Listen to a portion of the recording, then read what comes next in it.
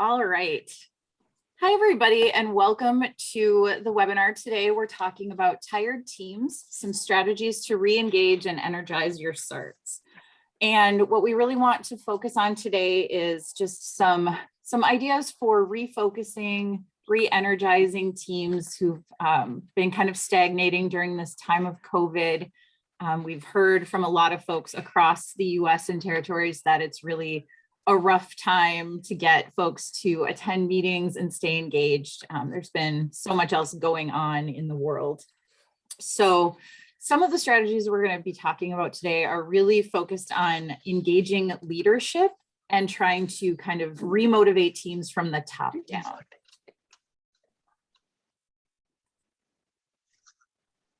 My name is Sarah Florman, and I am the Sexual Assault Response Team Project Coordinator at the Sexual Violence Justice Institute at the Minnesota Coalition Against Sexual Assault. So I work with SART teams and other multidisciplinary teams across the US, providing training and technical assistance, including webinars like today, and also working in areas on confidentiality for teams and leadership. And I will pass it over to Madison. Hello, everybody. My name is Madison Cutler. I use she, her pronouns, and I am the Minnesota SART program coordinator at the Sexual Violence Justice Institute at the Minnesota Coalition Against Sexual Assault. So I primarily work with SART teams based here in Minnesota. However, I do help out a lot of our national programming around areas of research and evaluation and data collection. So I'm happy to be here with you all today. All right. So today we're going to talk about identifying different types of power and privilege that you might see on your teams. Look at some ways of assessing the stakeholder power and their interests, and then developing some strategies to engage and motivate those key stakeholders.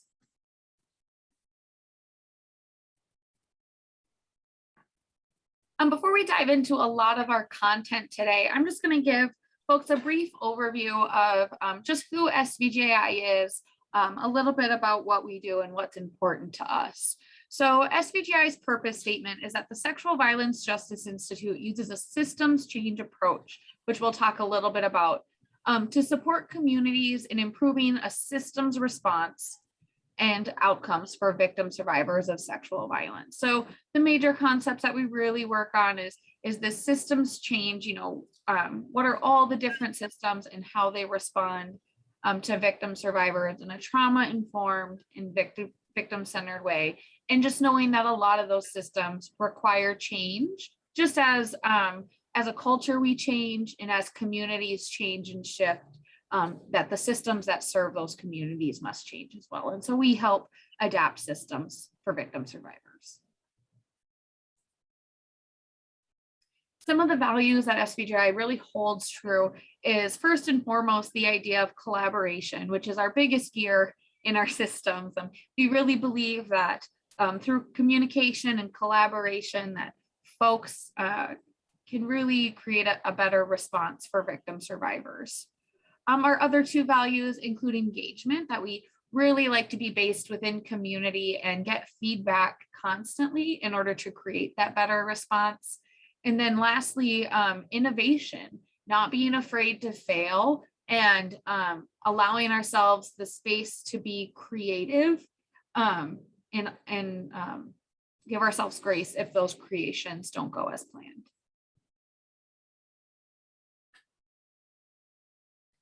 So a little bit about what technical assistance actually looks like. I think we use that term quite a bit without actually understanding what it means sometimes, but technical assistance can really fall into these four major components. The first being training, just like today's webinar.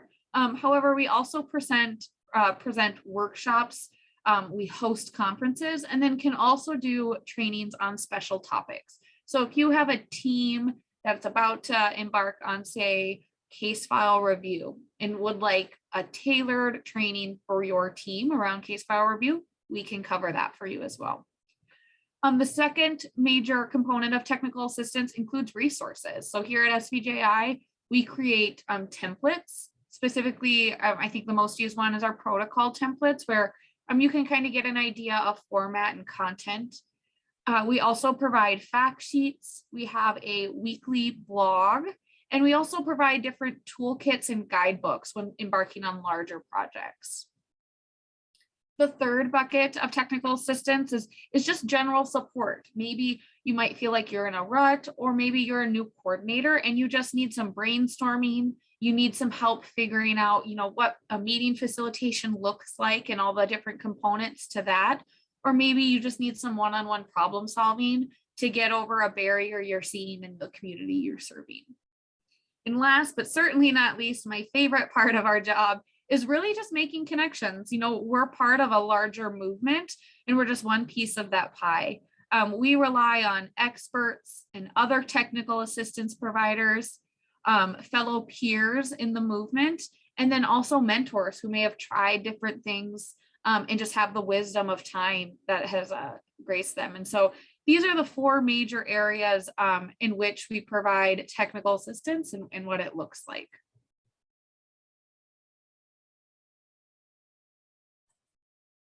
All right. So before we really dive into things, just want to do a little housekeeping that I forgot to do up top. So if you have any questions, comments, thoughts, please feel free to share in the chat. We will be monitoring that. If you're having tech issues, you can also reach out to either myself or Madison in the chat. We will be, as you can see, recording this, and then the recording will be available on our website. All right, so SART teams have a variety of different power differentials that are kind of interplaying with each other all of the time. And those power differentials can really, really make it difficult to engage certain team members and to feel like you're having a true collaboration.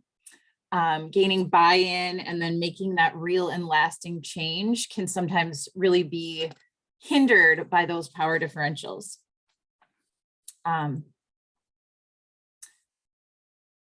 First off, before we can talk about power, we're going to talk a little bit about privilege. There are a number of different types of privilege that exist in our society and within our systems. Privilege describes the benefits that belong to people because they fit into a specific social group or have certain dimensions to their identity. You can have or not have privilege because of your race, gender, sexual orientation, ability, religion, wealth, class, and among many other characteristics. Having privilege means having an advantage that is out of your control and that you didn't ask for. You might not even notice you have it until you educate yourself about it.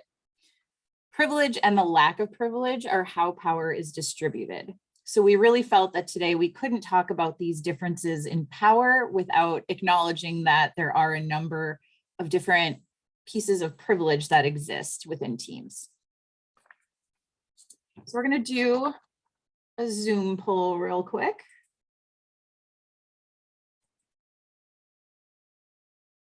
All right, so poll should be popping up on your screen. What types of privilege can you identify within your teams? Check all that apply. So there might be a number of different things that you're seeing.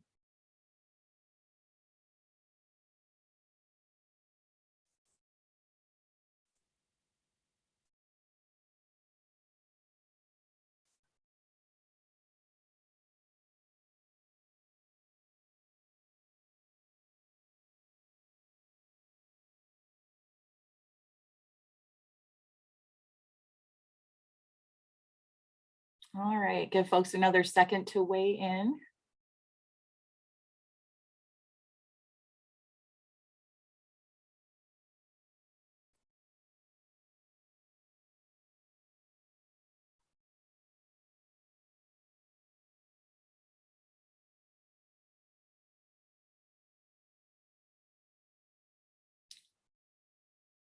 All right, so these are our results. It's not unusual that we see a lot of teams that are really encountering a lot of white privilege. That tends to happen within a lot of our systems. We also are seeing a little bit of every other type of privilege. So that is not surprising, right? A lot of these dynamics come along with different professions and just the way that we have kind of formed our society. It's not a very equitable.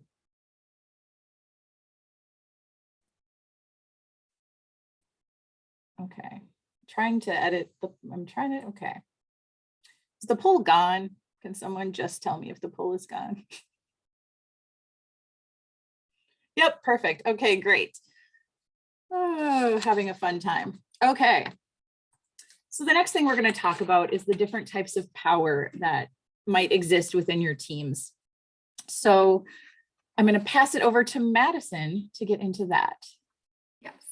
So the reason we want to talk a little bit about privilege and power and how those two ideas kind of overlap is really what we see is we see these different types of power, and we see people that have certain privileges achieve this power at different rates and in a different amounts. And so they sometimes can seem like the same thing or used interchangeably, but we're going to review these to show how they're connected, but not necessarily the same. So the first type of power we're going to talk about is legitimate power. It's power that comes from a person's formal right to issue directives. An example of someone with legitimate power might be a CEO or an executive director or the chair of a board. Somebody based on their position has this legitimate power to make decisions and has access to knowledge. The next type of power is coercive power. And this comes from someone's ability to punish someone if they were non-compliant or didn't agree. An example might be a fear of losing your job, or a manager, making a file in your HR or making a report for your HR files. These are things that oftentimes can seem like disciplinary. And so people that have that power to discipline or punish someone, they would have coercive power. The third type of power we're talking about today is expert power. This power comes from one's experience or knowledge. I like to call it wisdom sometimes, but an example might be a senior surgeon displays expert knowledge to subordinates who might be working for them, right? They're seen as being an expert or a content expert.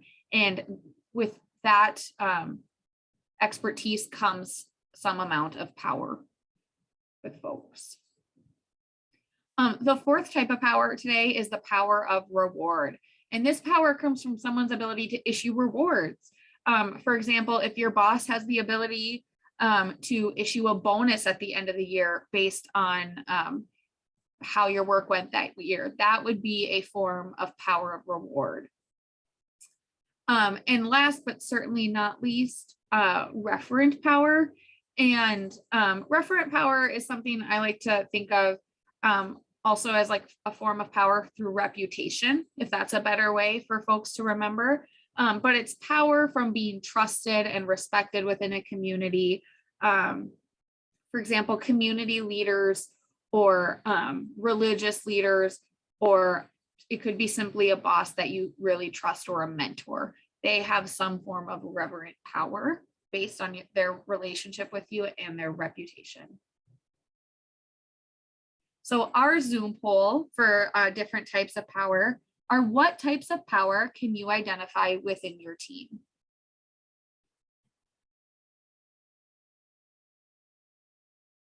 And just like before, we'll give about 1 minute for folks to answer. And feel free to check all that apply here.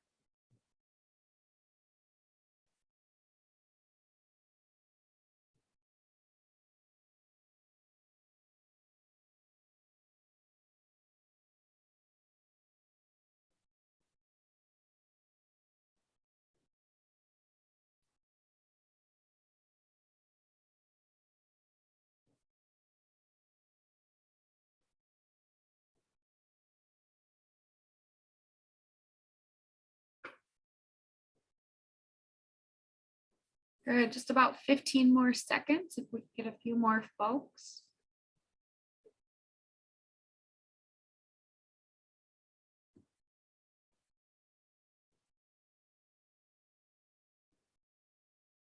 Okay, thank you all for participating in that Zoom poll, excuse me.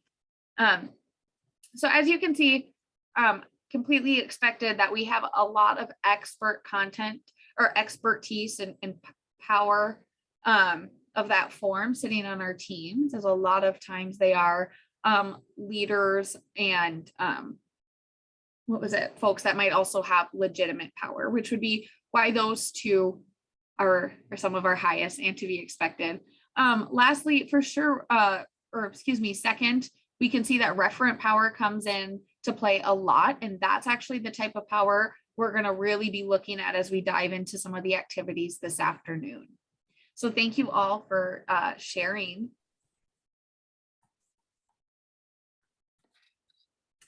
So next, some just considerations for power and privilege. Which of your team, and these are just thought questions. If you feel like you can trust the group, feel free to answer or drop a few ideas into the chat. But really, these are just some questions for you to consider for a couple moments here this afternoon. And the first one is, which of your team members have power? And what kind of power do they have? I also forgot to mention before we did the Zoom poll is that some of these powers kind of ebb and flow, right? So when we think about referent power, right, who can be trusted and with how much power might change depending on the situation. So if I'm really interested in learning from victim survivors, I might give more referent power to our victim advocates. But if I'm really looking at whether something is legal or not, I might use some of that referent power or that expert power towards my attorneys in the room. And so understanding that sometimes the type of power and how much they have changes. The second question to just kind of think about are, who are some folks with untapped power? In that same vein, you know, our traditional views of power might also need to be adjusted to see what kind of power other folks have sitting at our table that we might not acknowledge because of our predetermined ideas of what power looks like.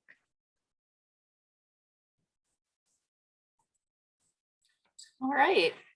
So next we're going to talk about how to use those different types of power within your team and within your community to strengthen those collaborations between disciplines. And we're going to start off by talking a little bit about stakeholders. So what and who are stakeholders? Officially, they are any group or individual who can affect or who is affected by the achievement of the organization's objectives. So anybody who works within systems, anybody who touches these systems, victim survivors are affected, etc. Why? Because the response to sexual violence affects many people, groups, and organizations. Project success depends on getting buy-in and satisfaction from key stakeholders. And there is always the issue of politics. And I don't mean politics in terms of legislative politics. I mean in terms of how folks with some of that legitimate power or authority, community members, elected officials interact with each other based on community perceptions and other issues. So stakeholders are going to include your team members, but it's also going to include a lot of people who aren't on your teams. We're going to talk a little bit about a couple different stakeholder analysis tools that we're going to use today. And what those tools are for is to help identify some of those key stakeholders, to help us determine their needs and interests, to uncover some potential barriers and roadblocks. So what are some of the things preventing those stakeholders from really engaging or getting buy-in? This helps us improve the quality of our outcomes. If we can improve buy-in and improve collaboration, we're going to have a better SART team. We're going to have a better result for the community.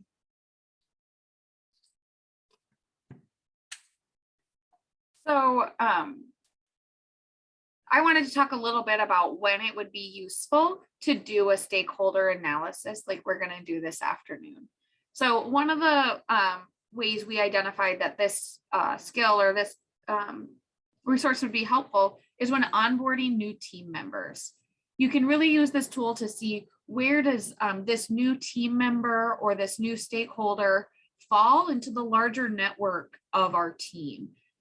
Specifically looking at the two dynamics of power and then interest. Another way or another time that would be appropriate to use the stakeholder analysis is when you're trying to re-engage existing team members. You know, who can we kind of utilize and lean on for them to use their power to re-engage team members that might not be currently engaged with the team's work. It would also be useful in a conflict resolution setting when trying to figure out who might be best to facilitate a conflict resolution type meeting or type activity, understanding where they fall in the larger mix.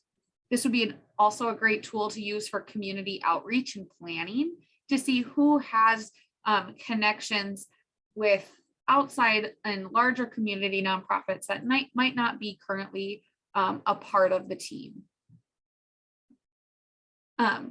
Another way or another time and place that you could use the stakeholder analysis is when doing project planning.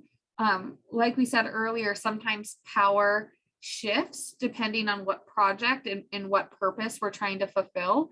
And so being able to do different stakeholder analysis for different projects might glean to more people appropriately taking lead on certain projects, and then projects being completed more timely, more accurately, and so on.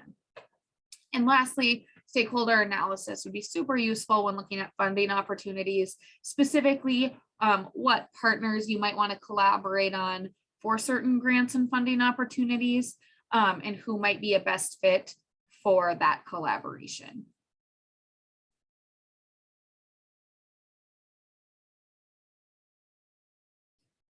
So the first step in doing any stakeholder analysis that we're going to ask you to actually kind of do along with us today. So if you have a piece of paper and a pen, or maybe an open Word document, feel free to follow along and do this activity with us.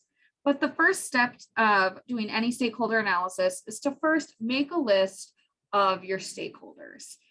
You can do this by listing your existing team members. You can list desired team members. Maybe some local decision makers or community leaders. And yes, this is a perfect example. So some stakeholders we've previously identified include a district's office, you know, maybe your local rape crisis center, a sheriff's office or law enforcement agency, definitely the victim survivors we serve, and then a SANE program. But this could also include maybe shelter programs, different food service programs, or Title IX and guidance counselors within the school systems. It really could go on and on depending on your community. Absolutely. Yeah, your stakeholder list could get pretty long if you really want to dig deep and think about the extent of your SART's outreach. So for step 2, you want to start to categorize your stakeholders. So when you look at that list, you're going to, for each stakeholder, you're going to determine their power, what type of power they have and how much of it, their interest level. Are they particularly interested in this work, in SART work and sexual violence? Are they not very interested? How important is it to them? What their concerns might be or why they would be interested in that particular issue? And what are some inputs or assets that each of those stakeholders might have? So it's starting to look like this. You're adding each stakeholder's level of power and type of power. So when I talk about level of power, it's kind of on a scale from low power to high power and anywhere in the middle. And thinking about what types of power each of those stakeholders might have. And this is an area where you might have to think a little bit, especially for some of those folks who aren't necessarily holding a lot of legitimate power or really obvious expert power or anything like that. So starting to look for those referent power folks. This is also a place where, while you're thinking about all of this, not forgetting to keep in mind the issue of privilege. Who has power based on their privilege?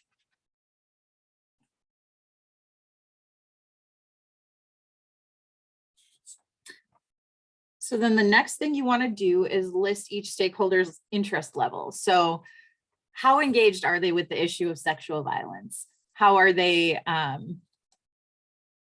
interacting with your SART team? How important is this issue to them? So on this example grid, we've got district attorney's office. In this particular location, the DA's office has a high level of interest. They are really engaged and vocally committed to working through issues of sexual violence and successful prosecutions. The Rape Crisis Center, high interest level. They absolutely are deeply engaged in wanting to best serve victim survivors. And in this particular community, the sheriff's office maybe has pretty low interest. They're really focused on other things. They're maybe not paying a whole lot of attention to what's going on with sexual violence. They may have some outdated training or things that are causing them to really deprioritize sexual violence in the community. I want to clarify, this is a generic example, and this is not in any way meant to represent specific communities. You might have communities with completely different types of interest levels for these groups. So just keep that in mind as well. Next, after you identified different types and levels of power and interest, it might be beneficial to jot down maybe why they have that interest and what are their concerns. For example, the DA's office might be really concerned about, community level government relations, public relations, but might also have limited capacity. Our rape crisis centers are, focused on harm reduction and serving victim survivors and ensuring their voices are heard within our processes. And these are all just different concerns and motivations for these stakeholders, which is important as you go through the rest of the steps to identify, because it gives a lens into how we want to engage with them or re-engage with them, or where we might want to put them in our project leads and so on. So it kind of gives a little bit more context and also makes a better use of everyone's time if we can get these concerns of theirs met.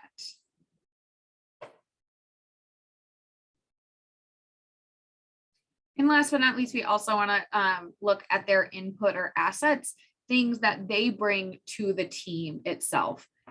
So again, we've listed some examples in the chart, looking at, sheriff's office having authority and legitimacy is something that they would bring to the team. So how can we incorporate those inputs, assets? Maybe some have more resources than others.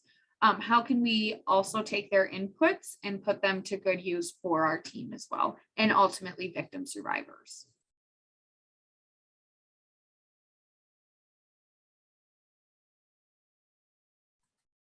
All right. So then the next step is the power versus interest grid. So what this is a way to visualize that list you just created. Remembering that the goal of this is always to increase collaboration. So the power versus interest grid is a visual matrix that'll kind of give you a good representation of every stakeholder's interest in the issue and their power to affect change. And the reason why we use this is that it helps you better determine which stakeholders are going to be critical to the team's success. It'll help you highlight some coalitions or partnerships, some supporters that you might have that you hadn't thought of before, and can give you some information on how to influence those stakeholders that you're trying to gain some buy-in from. So your power versus interest grid, if you want to do this for yourself, looks like this to start out. and I'll just make a note, we'll talk a little more about this later, but this is a tool that you can use individually as a coordinator. You can use it within your team. You can use it in a variety of different contexts. So keep that in mind. The first spot on the power versus interest grid that you want to think about are the folks with high interest and high power. Those are the players. And what you want to do with the players is pay really close attention to them, right? They've got a lot of power and influence, and they're also really engaged in the issue. Next, you've got what are called the subjects. Those are folks with a lot of power, but pretty low interest. Those are folks that you want to keep satisfied. So you're making sure that they use that power that they have in a positive way. You may or may not want to increase their interest. That may, it depends on the particular stakeholder that you're talking about. Sometimes all you need is someone who's got power, who's just not that concerned or opposed to what you're doing. Next, you've got folks with high interest and low power, and those are the context setters. Those are the folks who are driving policy discussions, who are driving really the grassroots and on the ground experience. And those are folks that you want to keep informed. These are the people who can tell you what's going on and what the important issues are related to SART work. These folks don't have a ton of power, but they might be folks that you could potentially move into power positions, or that you could use to motivate folks with lower interest. And then you've got the crowd, which is just kind of the rest of the world. And those folks are just people you want to keep an eye on. They aren't particularly involved in the issue. They aren't particularly necessary to the SART success. They're folks you just kind of want to keep an eye on and make sure that you're kind of noting if there are any changes there. If there are people who are in the crowd that you maybe want to move into a higher interest or higher power category.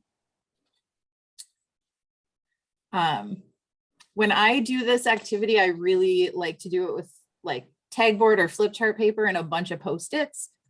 But you can also do it on a piece of paper, because what you want to do next is to map your stakeholders. So you'll start taking that list of stakeholders that you made, and you will start placing them onto this grid. And that's like this. So maybe you have victim survivors who have really high interest in the issue, but are pretty low in the level of power. They don't have a ton of authority or decision-making ability. Maybe your rape crisis center, also high interest. Maybe they have a little more power. Police department might be pretty high powered, but somewhere in kind of a medium area in terms of interest. Maybe you've got your SANE program. Again, a little bit higher power than victim survivors. District attorney, maybe high power, high interest. Sheriff's office. This is again from the example, high power, low interest. You might have a college or university that is part of your SART or is one of the stakeholders that your SART is serving. You might have a school district. You might have a faith community. Our victim survivors might look in a bunch of different places for support and services. And so all of the stakeholders that you're considering are folks that survivors might engage with. They're not always just the typical kind of core five. There's a lot of community agencies and other supports that are definitely part of the response.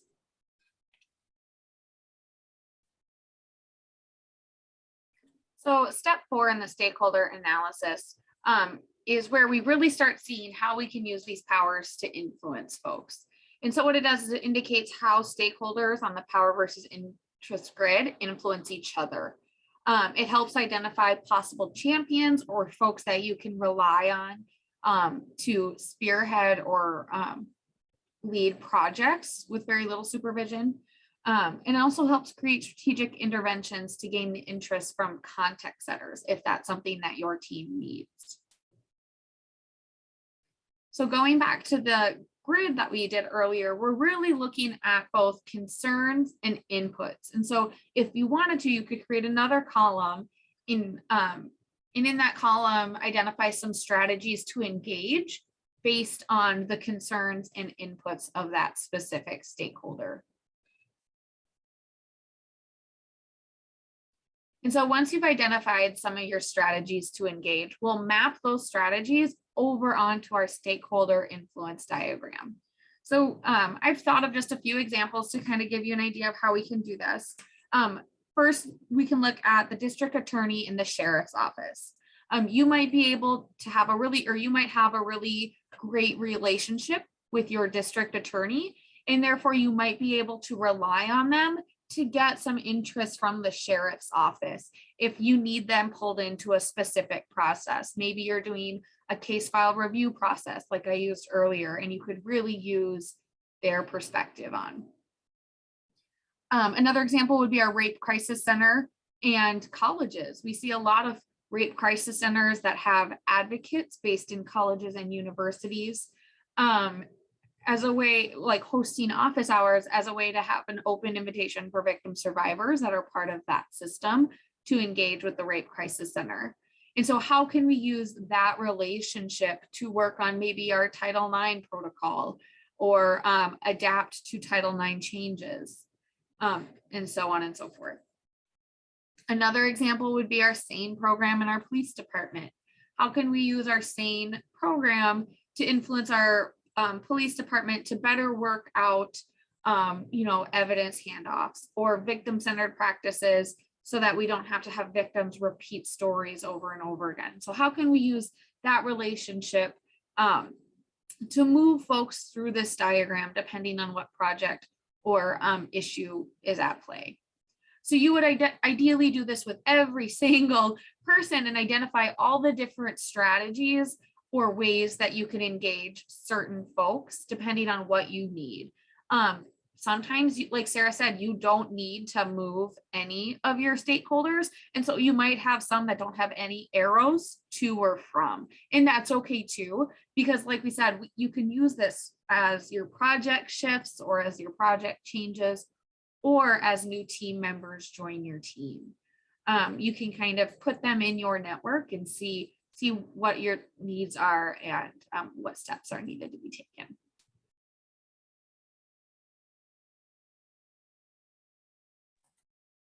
There were more arrows than I remembered. All right, so if everybody could just take a minute and chat in some thoughts from what we've talked about so far. Did you identify any potential new stakeholders or partners? What are some potentially effective ways to move folks around on that grid?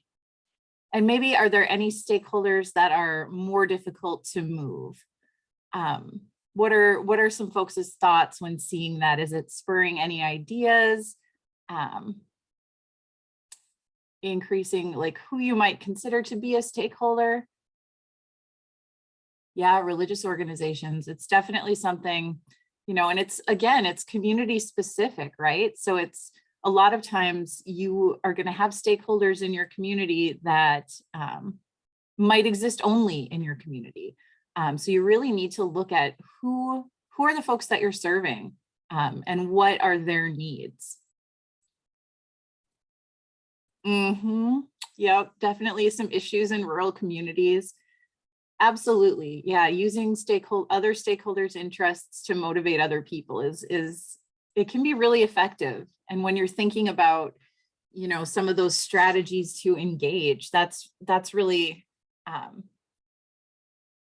really a place to be creative when you're looking at what is that stakeholder interested in, what are the things that they care about, and how can we leverage those things to get them a little bit further down on the high interest part of the chart.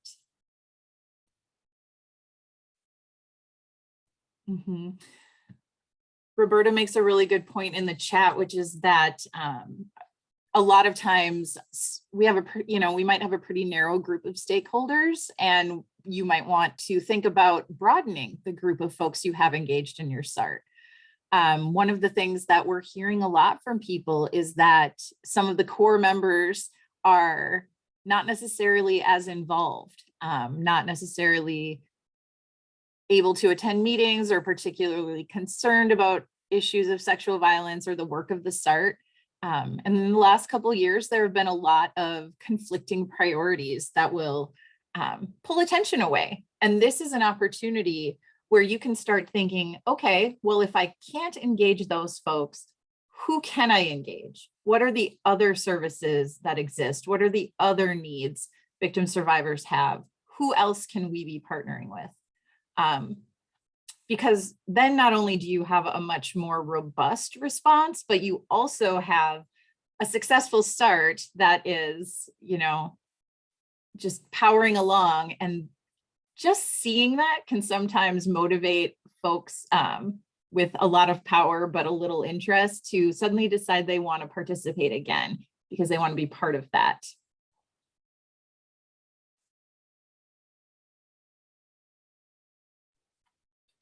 This is just a little reminder that you can use this stakeholder analysis tool for really broad issues. Something as simple as who's participating in our SART? How do we add people to our table? But then it can also be used for really specific issues, like who is supposed to participate in this specific community event? You know, who do we want on our protocol evaluation project? You know, maybe based on who has access to certain information. Who do we want advocating for policy change? And who takes on certain roles and responsibilities within those specific projects. And so just reiterating that this can be used for a wide range of projects and topics and goals for a team.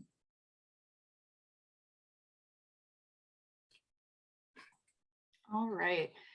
And really, again, I want to really emphasize that when you're talking about SART work, it's really important to start with what you have.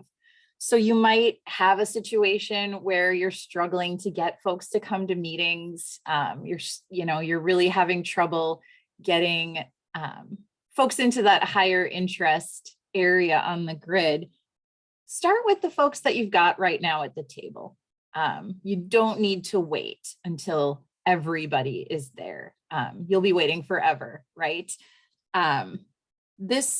This process that we've talked about today can really help you brainstorm strategies to get that engagement, but some of those strategies are going to be long-term. Some of it's going to take time. Sometimes it'll take things like a new election year to get the change that you need to make, right? There's going to be some barriers and some things that take a while. And in the meantime, you really want to get moving anyway. You can start without them. So if you've got a problem getting law enforcement participation, or if you're really struggling to get hospitals involved or colleges, know that you can start doing the work of the SART and bring folks in later. And a lot of times what you'll find is that little bit of like seeing success motivates people to want to be part of that success. So sometimes just getting going will help kind of rev people up.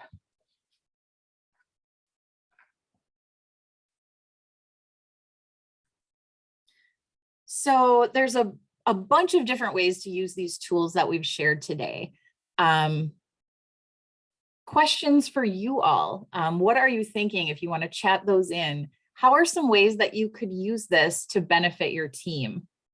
What's going on right now in your conditions, in your situation, in your community that this could be useful for? It might be as broad as SART participation. It might be something a little more specific like Madison was talking about. So start to think about what are some of the ways that we can use this, and think about short-term and long-term goals. Remember that, if it could be, how do I get so-and-so to attend this community town hall meeting?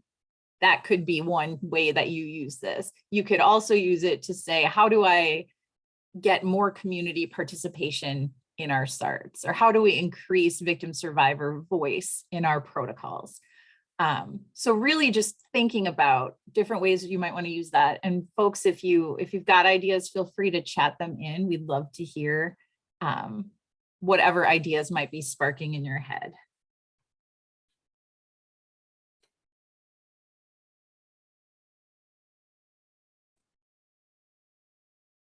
All right, Kevin has chatted in about moving SART toward prevention. I think that's definitely a great issue that's coming up in a lot of teams.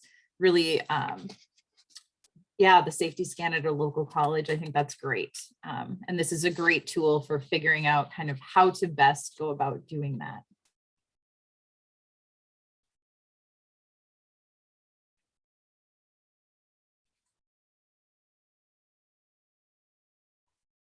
Yep, it definitely helps you. So Kaylee typed in, help identify which goals are more likely to be met first. And, I think that's hugely important, just knowing how to prioritize. There might be 100 things that your SART wants to accomplish. What's the low-hanging fruit? What can you get done quickly? And what things need to happen in order for other things to happen? Roberta talking about kind of returning to the original SART format that they had years ago, which was a broader group of participants, a little bit narrow right now with just kind of the core systems folks, and trying to figure out how to broaden that community so that you're reaching all of your community members. So we zipped through this content in a record time. So hoping that folks might have questions, comments, thoughts.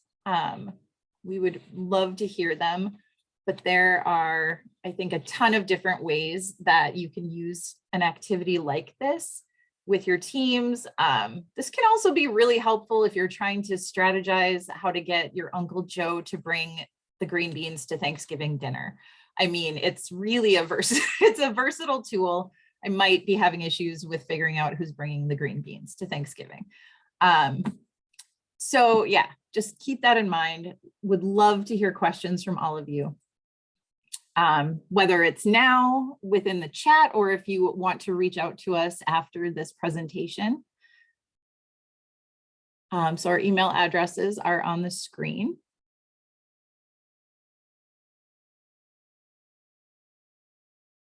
Last call for questions.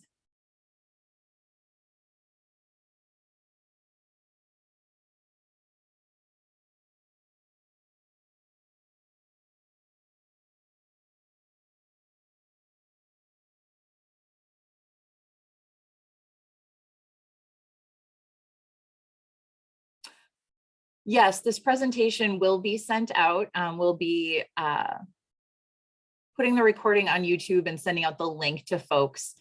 And we can also provide the PowerPoint if that would be helpful to people. Kevin had also chatted into us applying this tool to a coordinated community response team. And I think that's a really excellent point.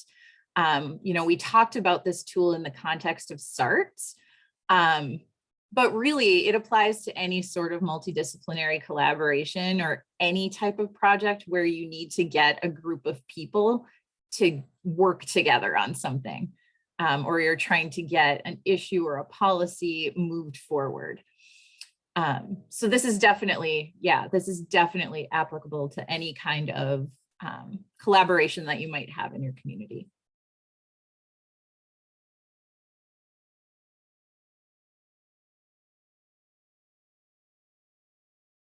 There's a question about whether the template is available. I can give you the PowerPoint. I don't have a template for you to make it yourself because I'm not that tech savvy, but if that's something people would be interested in, we could work with our designer on that and have that out in the future. But I can definitely give you the PowerPoint, which will kind of walk you through doing the old school pen and paper version. There's also a question about ideas to engage community religious organizations. And I guess I'm kind of interested in hearing from the participants, from all of you, if you're having that type of participation, if you are, absolutely. The table can be made in Excel. That part's much more easily doable, I think. Yeah, the arrows and such are a little bit harder to recreate. I think it's honestly, personally, I find it a lot easier to do on a piece of paper on my wall, but yeah, again, we can look into trying to make something like that happen. Does anyone have any experience or has had some success with involving community religious organizations that would be willing to share any of their knowledge or insights?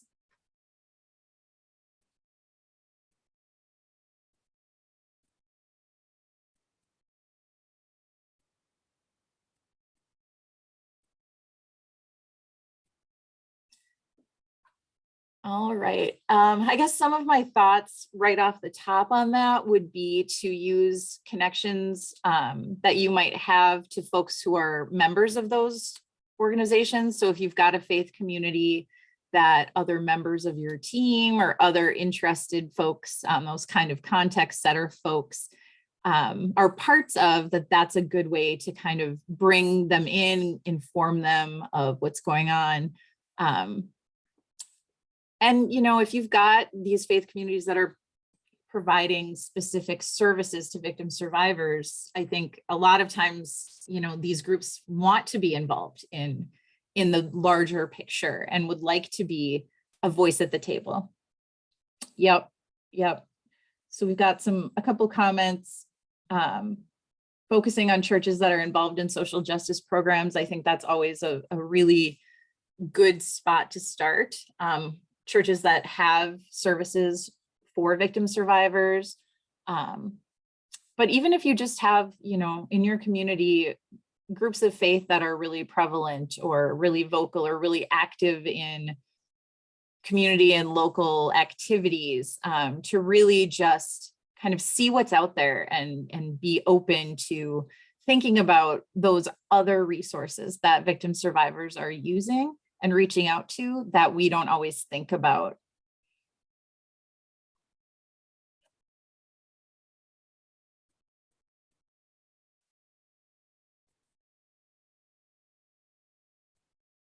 Absolutely. Some great information in the chat.